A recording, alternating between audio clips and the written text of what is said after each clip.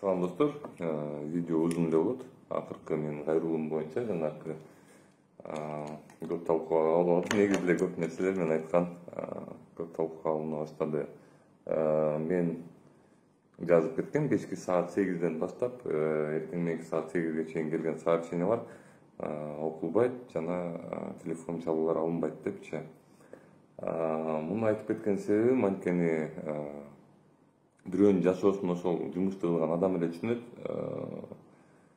Адам чарчайт экен, мен жооп берген эместергечи, бирок тилекке каршы ушул видеону жаздырып атканда мен саат 11лерде, посту жазып атканда саат 11лер болуп калган болчу. Бир эже мага кайрылуу менен кайрылып атса, элементарный эле менин жашоомдо боло эле келаткан кайрылуулар болчу. Мен жооп бере албайтмын да, эмне себептен жооп бере албайтмын, анткени адам чарчайт экен. Чындап эле чарчайт экен.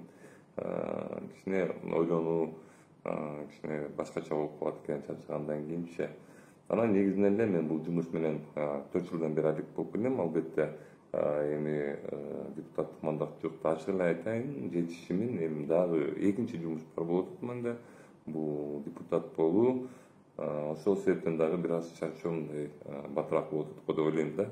Анан эң эле негизгиси айтып кетер жерим, туугандар, мен көп нерсени айтып бербейм, бирок пандемия маалында мен деле элдерге жардам бергем. Ошол тиги 2020-жылы июль маалында мен ата-энем дагы ооруган, ошого карабастан ата-энем үйдө оорутса да велосипедди тээп чыгып, анткени билесиңер, машиналар менен тияктап өткөч эмес, ошол банктардан акчаларды чечип, элдерге таратып жана ушундай эми пандемияга тиешелүү элдер кылган эле нерселерди мен да кылгам да. Ошол малда бул жерде баягы эл боюнча айтып кетейин, ошол малда мен бир кызга жардам берейин деген экенмин. Ошого карабастан, ата-энем оорутканына карабастан, өзүм жана антип көчөдө жүргөнгө карабастан, бир бул каяктан чыкты бул ой мендечи. Баягы ошол кыз мени Facebook'тан сылдыңдап статус чыгарып коюптур. Спиш деген жазуу менен жана түнкү саат 3тө жазып, бир нерсе болуп, ушул сылдыңдагандар жетип атат да. Анан кийин ошол боюнча айтып кетейин дегем. Ошол кыздын мен басында бир аз чөчүп кеттим. Мен жазып алдымбы, анткени мен айткам, мен аккаунттарымды ламат этип, башка бирөөлөргө жазып деп кайрылгам. Буга чейинки видеолорду көрсөңөр болот.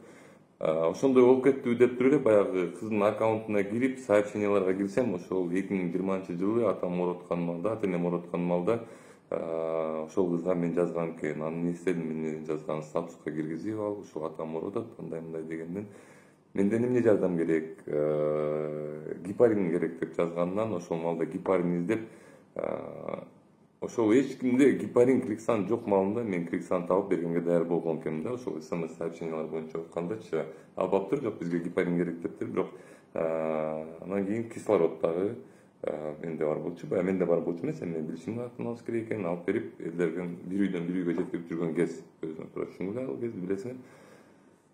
Ошол мен жардам берейин деп аракет кылып, жардам бербептирмин, бирок ачык эле айтайын, бирок аракет кылыптырмын да. Ошол кыз дагы мен шылымда жазып аткан абдан өкүнүчтөмүн. Анткени адамгерчилик деген болуш керек. Мен ал жерде дагы бир жолу кайталап кетейин, мен эчтеке жаман нерсе жазган жокмун. Мен саат түнкү 8ден баштап эртең мененки 8ге чейин жазбай эле болчу деп сурангам да. Экинчиси, бир жигит, так, атын жазып алганда унутуп калыптырмын. Немесине кирсем, Ошпримдин директору экен. Аккаунтуна кирсем, ал дагы мен бир топ сылдыңдап жазыптыр. Ошол байтеги айтып кетейин деген жеринде мен ар дайым айтып кетем. Ар бир адам өзүнүн жумушун бирөөнү сындабай, бирөөгө бир нерсе деп айтып калайын деген ой менен эмес, өзүнүн ишин өзү так аткарса ордунда, биз өнүгүүгө жетишебиз да.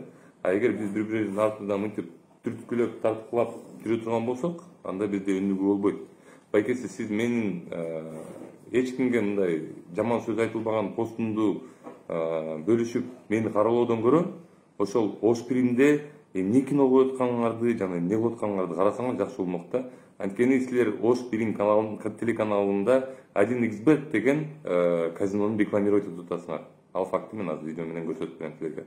Эгер сиз ошол ордуңузда отурган ордуңузда жумушуңузду так жана туура алып барсаңыз, ушул видео менде болмок эмес. Жана сиз көптөгөн ушул кыргыз элин кичинекей балдарды, жаш балдарды Xbet'ке ойноого чакырмак эмессиз. Ошол себептен өзүңүздүн жумушуңузду өзүңүздүн ордуңда тагалып караңыз. Дагы бир жолу айтып кетейин деген жерим, мен ал жерден түнкү саат 8ден эртең менен саат 8ге чейин жазбай эле койгулачы деген эле сураныч болчу да. Аны таптакыр ким эле өзүңөр билгендей жазып турсуңар. Макул, анын аркы эле макул, бирок мени карабагыңыз келсе дагы өзүңүздүн ишиңизди биринчи так аткарып алып анан карабаңыз. Эми телефонду эмне үчүн өчүрсө болбойт экенин айтып кетейин. Көбү комментарийлерде жазып кетти, телефонду өчүрүп коюп жата бер да сен андай мындай депчи. Ушинтип жазган адамдар силер түнкү саат 3тө детский реанимацияга барып көргөн эмессиңер. Силер түнкү саат 4тө бирөөнүн өмүрүн сактап калайын деп башка больницаларды аралап чуркан эмессиңер. Мага основной мен телефонду өчүрбөгөн себебим ошол. Анткени түнкүсүн ушундай суроолор менен кээделер жазып калат. Мен андай күндөрдүн көргөм, далайын көргөм. Ошол себептен мен кечинде телефонду өчүрө албайм. Эмне себептен СМСтерди жазбаш керек түн ичинде? Анткени СМСтер көбөйүп кетип атат. Мен айткам буга чейин эле. Мен силерге 1 саатка ар бирөңөр каалаган адамдарга телефон бергенге даярмын деп. Бирок силер ошол адам силерге келаткан сообщениялардын баарына жооп берип чыгасыңар депчи. Анткени мен баарына жооп берип чыкканга аракет кылам. Ал деген бул депутаттык болгондон кийин эле пайда болгон нерсе эмес. Ал деген Нисахар долбоорунда илгертеден бери эле бар болчу. Аны баары эле билет. Ошол себептен туугандар келгиле мындай кылалычы. Баягы эгер биз чындап эле өнүгүүнү кааласак, сөзгө жармашпай, контекстти туура кабыл алып, жана туура ойлор менен бөлүшкөнгө аракет кылып, жана дагы бир жолу айтып кетер жерим, ар бир өз ордубузда жумушубузду туура жана так аткарсак, өнүгүүгө жетишебиз. Баарыңарга рахмат. Нуш Билим деген телеканал Айдын Xbet деп казинонун рекламировать этип атышат. Жана эле голосовой доктор 25 000 рублей бир берекет деп айтып атат да. Чуда сайтында бүт бары материалдар болчу. Мыйзам долбоорлор тилекке каршы азыр ушул сайт биздин сайты жакшы иштебей жатат.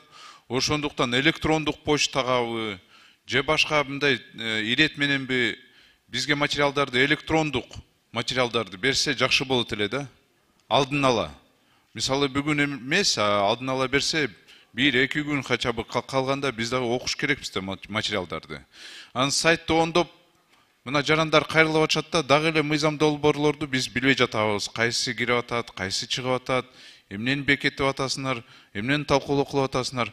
Ошону сайтты дагы бат-баттан тапшырманы берип коебузбу? Ошол разделди ачып, мыйзам долбоорлорду чыгарып ошол жерге көрсөтүп, биринчи окуудан өттү, экинчи окуудан өттү.